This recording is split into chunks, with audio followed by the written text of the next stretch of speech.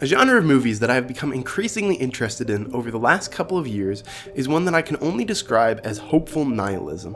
Nihilism, as according to the Oxford English Dictionary, is the total rejection of prevailing religious beliefs, moral principles, laws, etc., often from a sense of despair and the belief that life is devoid of meaning, also more generally merging with extended sense of negativity, destructiveness, hostility towards accepted beliefs, or established institutions. A few good examples of nihilistic movies are American Psycho, 1918, yes, very much so including the book, the earlier seasons of Rick and Morty, and I would argue all of the Saw movies are very much so nihilistic. Nihilism is a very easy trap to fall into the years 2000, especially with our extreme access to the news. In a modern era, it is so easy to become down about everything that is going on in the world, and easy to think that the world is kind of a terrible place to be. And, well, in many ways, our world is kind of a terrible place to be, especially when you look at everything that's going on and all of the headlines in the news. But in so many other ways, our world is also better than it has ever been. Despite what the news might have you believe, violence and war overall is on a decline. Less people die from diseases, less people die from wars, and that is a good thing. But still, this idea persists. When all is bleak and all is hopeless, where do you find hope and joy? Which leads me to one of my favorite subgenres of media, hopeful nihilism. And the one film I have been wanting to talk about longer than any other is such a movie. And that is Nausicaa, Valley of the Wind.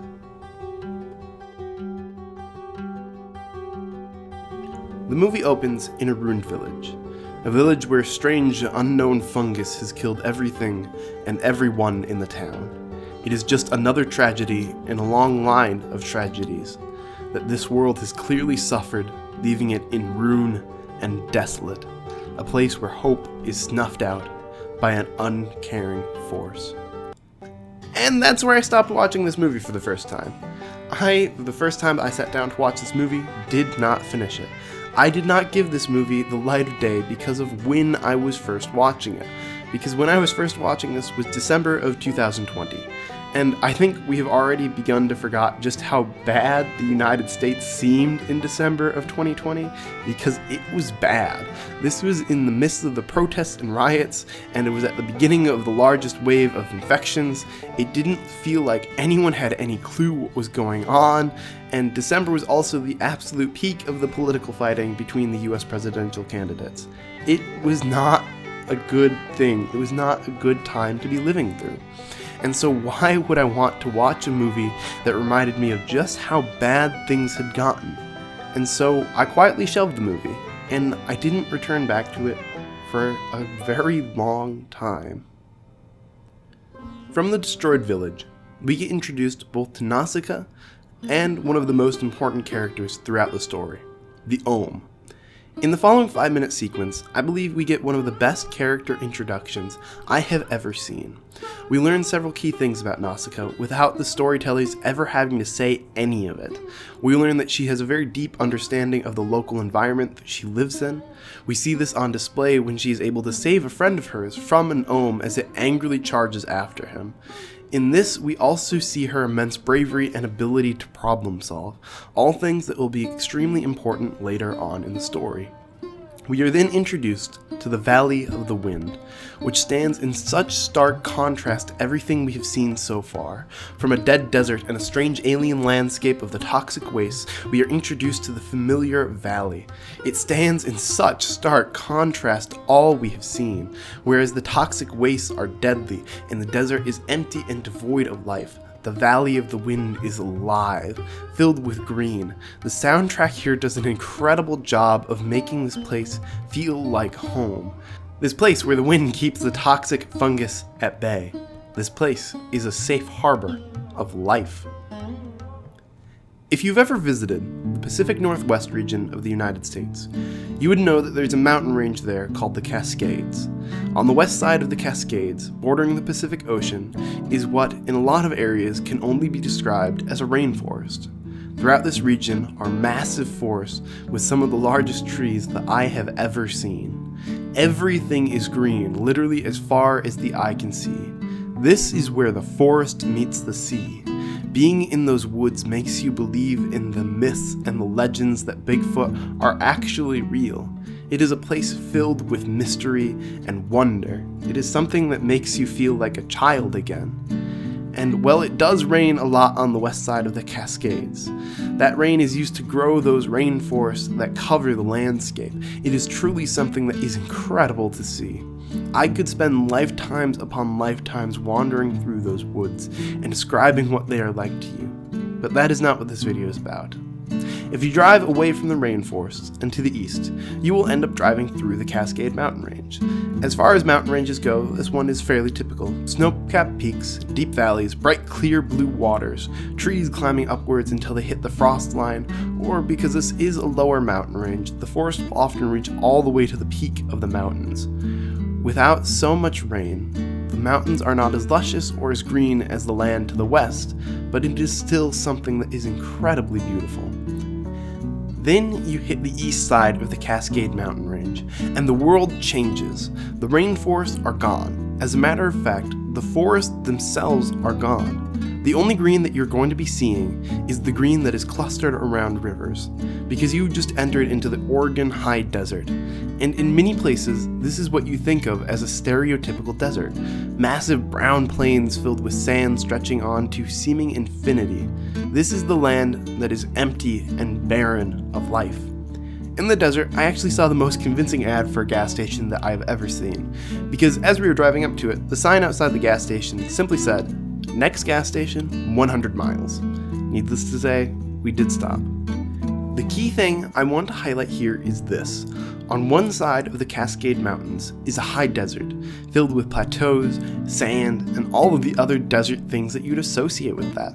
On the other side of the Cascade Mountain Range is a nainforest, teeming with life and greenery. From one side of the valley to the other is a completely different world, just as it is in Nausicaa Valley of the Wind. For the living side of the valley feels like a different world entirely, something that is completely disconnected, something that feels free to live on its own, something that exists in peace, ignoring that which is on the other side of the mountains. But the peace of the Valley of the Wind is shattered as a massive airship comes crashing down into the valley in a flaming wreck. The airship is brought down by bugs from the toxic waste attacking it. Nausicaa once again races to try and save the airship from crashing, but she is unable to prevent it from crashing. Nausicaa is able to speak to a princess of the Pegite kingdom, who is a prisoner on board the ship, and right before she dies, the princess begs her to kill the creature on board that they were carrying, saying, "I beg of you, burn everything." And when Nausicaa responds that everything is already burning, the princess replies, "Thank God." Shortly after the airship crashes, a more violent nation shows up, called the Tomician, who were at war with the Pegite. With their guns and their tanks, they are quickly able to suppress the people of the valley and kill Nausicaa's father, the king. And then they take her prisoner. The Tomician came to take the creature that the airship had been carrying, for it was a massive egg which contained a giant warrior, one of the monsters from the 7 days of fire that helped to destroy the world and put it in the state that it is right now. The reason that the world is a desert, the reason that the world is dying, is because of these giant warriors. And the Tomicians plan to use the beast to conquer their enemies, the Pegite, and destroy the toxic jungles. In order to keep the people of the valley in check, the Tomician take Nausicaa and a few of the other men of the valley hostage. On their way back to the Tomician capital, Pegite ships arrive and shoot them down. Nausicaa and her people are able to escape the crashing wrecks. Along the way, Nausicaa also saves the Tomician leader. Nausicaa then leaves her people and the Tomician leader so she can go and find a Pegite pilot who crashed into the toxic jungle. She finds the young boy who's getting swarmed by bugs and is about to be overwhelmed. The two of them barely escape, and right as it seems they are about to truly get away, a massive bug attacks them and sends them downward into quicksand. Nausicaa and the boy are plunged downward into a strange, empty forest filled with a strange sort of silence. I spend a lot of time in the woods, as much as I can. Part of the reason I spend as much time as I do in the woods is because I enjoy the silence.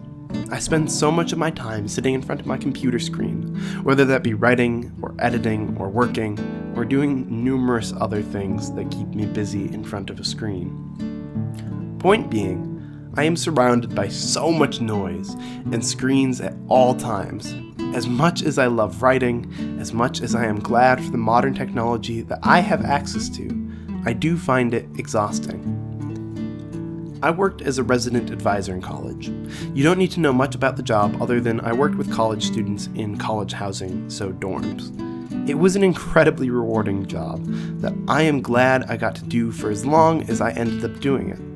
Throughout my time there, I made some really cool stuff, met some really cool people, and had opportunities that I never would have had without that job.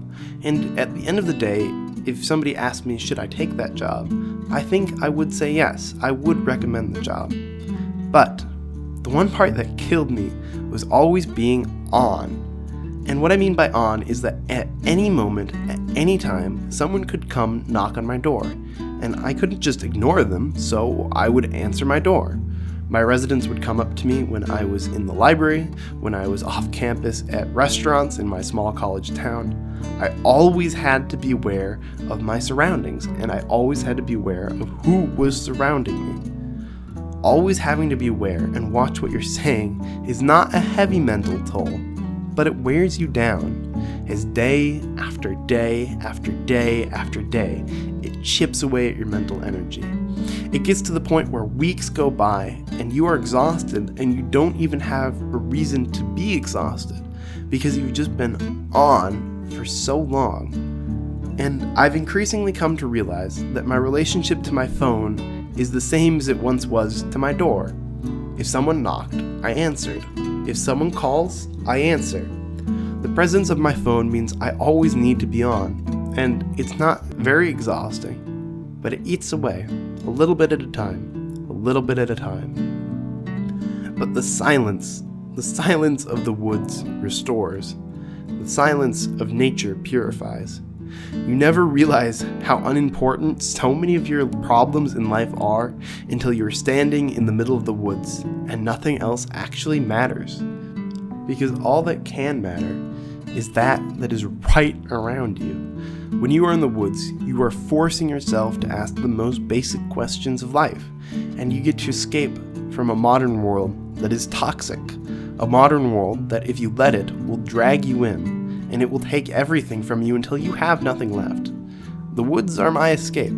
They are a place where I can go to become clean. Certainly not physically clean. There is a lot of dirt in the woods, but mentally clean. The woods are a place for me to sit in silence and be still, a place where the mental toxins of a modern world slip away.